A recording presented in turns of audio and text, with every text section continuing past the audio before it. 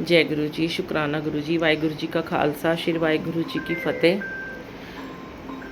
सच्चे पातशाह जी, आप जी ने जो भी आज के दिन पाठ करवाया, श्री गुरु अर्जन देव जी महाराज जी का शहीदी दिवस, सब जगह छबील लग रही है।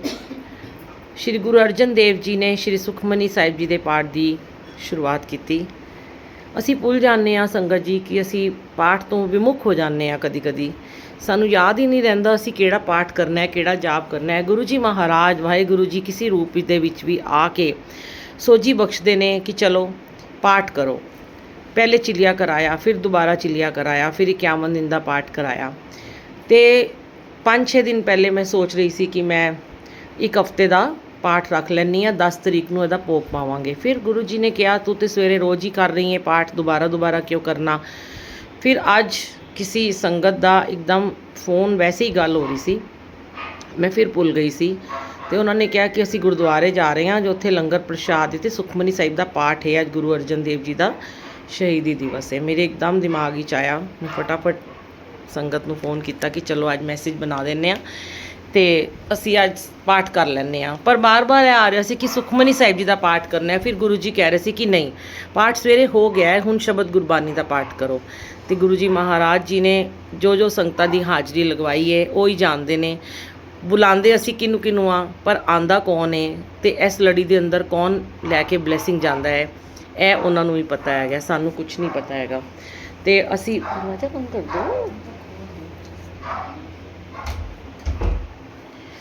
सानू कुछ नहीं पता होंदा। इन्हां दी लीला ही जानन क्यों, किस तरह, किस वास्ते करांदे ने। पर श्री सुखमनी साहिब जी के पाठ का पहले भी शेयर किया कि बहुत महानता है।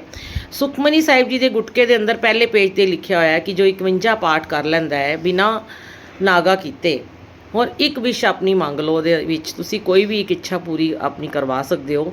यह नहीं कि तुसी सोचो 51 पाठ कर रहे हो तो 5, 6, 10 इच्छा अपनी पूरी करोगे, क्योंकि वो तुहानू सिखाते हैं पाठ ही बहना। यह एक बहाना है चिलिया और 51 दिन के पाठ का कि सानू आदत पै जाए पाठ करन दी। इस करके वो सानू यह सोझी बख्शते हैं। तो संगत बार बार अमृत वेले अजकल मैनू कहते आंटी आप पाठ बंद ही मत करना कभी भी। मैं क्या, जब तक गुरु जी का हुक्म होगा तब तक हम पाठ करेंगे, जब तक उनका हुक्म नहीं होगा तो बंद कर देंगे।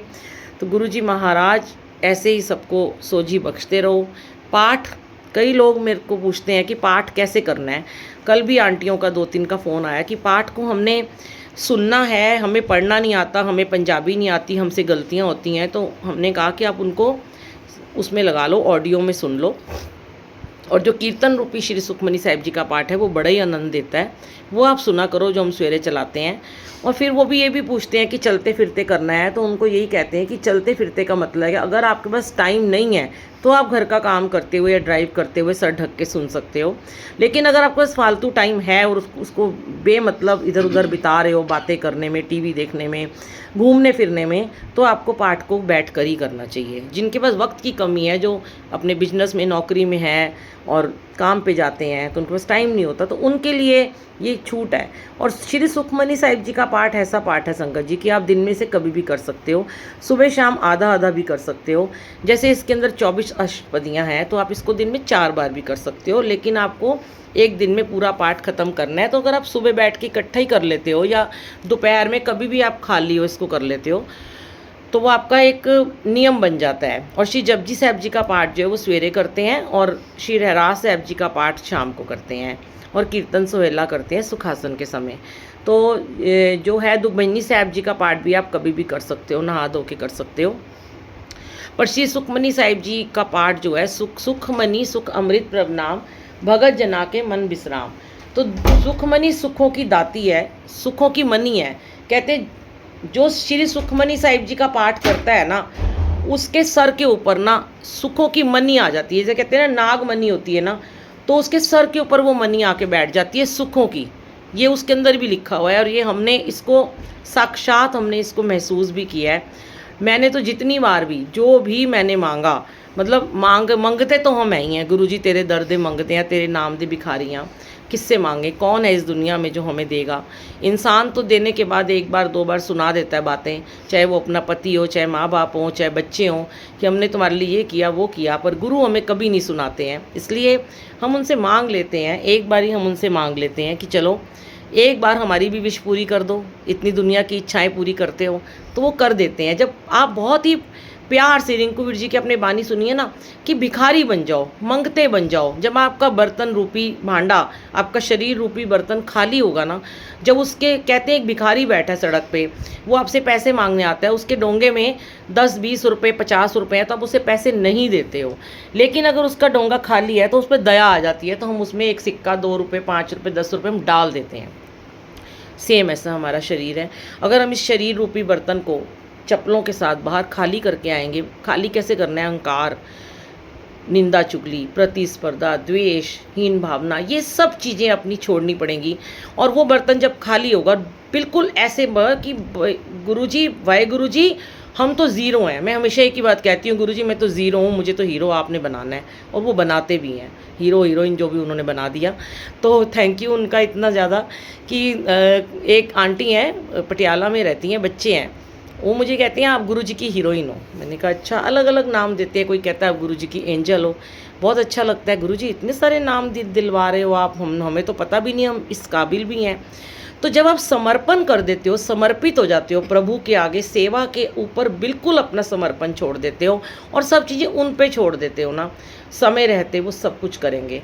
हो सकता है उस 51 दिन में आपकी विश ना पूरी हो सकता है कर्म बहुत माड़े हों, टाइम लग जाता है। तो ऐसा नहीं सोचना चाहिए कि अरे मैंने तो भगवान पे बहुत एहसान किया, मैंने 51 दिन का पाठ किया, आंटी ने तो कहा था मेरी तो इच्छा पूरी होती है, आंटी बहुत सगी हैं उनकी। ऐसा नहीं है, हमें भी बहुत साल लग गए थे इस तपस्या में बैठते हुए, पर वो करते हैं। गुरुजी हमेशा मुझे एक ही थॉट देते हैं, बेटा मैं कर रहा हूँ, मैं तेरे लिए भी करूँगा, तो चिंता ना कर, मैं ऐसे करूँगा कि दुनिया देखेगी। और वाकई में टाइम लगाते हैं वो चीज़ों में, लेकिन वो कर देते हैं। महाराज की कृपा ऐसी सब पे बनी रहे, बरसती रहे, अनंत कृपा बरसती रहे। जो भी हमारे 10 गुरुओं ने इस शहादत की है इस दुनिया के लिए, सिख जो कौम थी उसको बरकरार रखा, अपनी जान दे दी उन्होंने, लेकिन अपनी कौम को नहीं छोड़ा, इस्लाम धर्म को, मुस्लिम को नहीं अपनाया, क्योंकि उन्होंने यही कहा कि हम अपना धर्म कभी नहीं छोड़ेंगे। तो धर्म क्या सिखाता है? पंथ पे चलना सिखाता है। पंथ हमें सिखाता है सेवा करना, सेवा हमें सिमरन में जोड़ती है। तो यही चीज़ें आपस में सब कनेक्टेड होती हैं। जब हम इन सब से जुड़ जाते हैं तो प्रभु को कृपा देनी पड़ती है। तो जब आप भिखारी बन के इस दरबार में बैठ जाते हो तो प्रभु को दया आ जाती है। तो वो सोचते हैं इसका तो झोली खाली है। अगर हम झोली लेके बैठेंगे ना, हमारा पैसा है, ये ऐशो आराम है, गाड़ियाँ हैं, हम मांग क्या करेंगे? हम सोचते हैं हमें क्या चाहिए, हमें कुछ नहीं चाहिए इनसे। पर अगर हम कहते हैं हमारे पास सब कुछ होते हुए भी आपकी कृपा नहीं है, तो फिर वो मालिक ऐसी दया करते हैं कि बस आप सोच भी नहीं सकते हो। तो शुक्राना करो, हमेशा हर पल शुक्राना करो और पाठ में जुड़ो, सिमरन में जुड़ो, पाठ को हमेशा बढ़ाओ, पाठ को कभी कम मत करो। अगर एक जपजी साहब का पाठ करते हो तो साथ में और पाठ भी शुरू कर दो। कई लोग सोचते हैं जपजी साहब का पाठ कर लिया, अमृत वेला कर लिया, बस हो गया काम ख़त्म, अब क्या करना है हमें, पूरा दिन कुछ नहीं करना। अरे थक जाते हैं। थकान, मैं शुरू में इतना थक जाती थी, मेरी बॉडी में इतना पेन होता था, पर जब मुझे लेटे लेटे अब थकान हो जाती है। जैसे आज मैं सुबह से घर थी तो मेरा मन तड़प रहा था कि मैं अकेली ही सत्संग कर लूँ, वो थकान गायब हो जाती है। आप बैठो सही भगवान के साथ, पूरी थकान आपकी गायब हो जाएगी। शुक्राना सारी संगत जी का भी शुक्राना जो यहाँ पे आए, जिन्होंने यहाँ पे आके अपना इस पाठ को किया। जय गुरु जी, शुक्राना गुरु जी।